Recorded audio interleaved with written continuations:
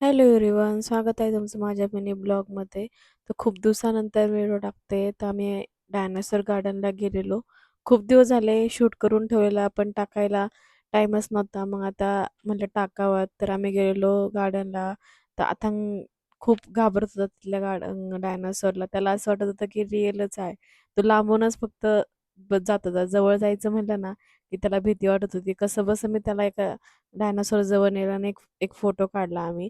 त्यानंतर ना काय त्याला थोडंसं आता रुळायला लागला तो गार्डनमध्ये. त्यानंतर ना मग त्याचं झालं सुरू. तो पुढे-पुढे, मी त्याच्या मागे-मागे.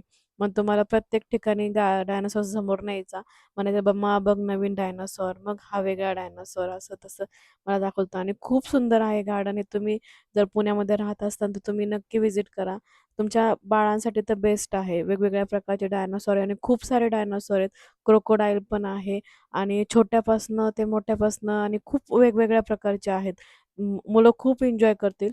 तर त्यानंतर ना काय मग आता पुढे-पुढे आणि त्यांनी काय त्याचं फेव्हरेट प्लेस शोधूनच काढलं गार्डनमधलं.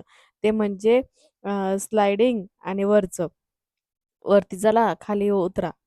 पायऱ्यांनी जायचं, इकडून जायचं, तिकडून जायचं. त्याला खूप मज्जा येते खेळण्यामध्ये आणि त्याचं सुरू झालं. तो काय ऐकत नव्हता. माझं पण ऐकत नव्हता आणि माझ्या मिस्टरांचं पण ऐकत नव्हता. तिथे खूप छान-छान फ्लॉवर्स होती, वेगवेगळ्या कलरची होती. खूप सुंदर होतं. खूप गर्दी अशी सॅटर्डे संडे. तुम्ही पण नक्की व्हिजिट करा. तुमच्या बाळाला न्या आणि आम्ही असा दिवस आमचा पूर्ण संपवला आणि खूप मज्जा आली. आतंगला पण खूप मज्जा आली आणि थँक फॉर वॉचिंग. बाय.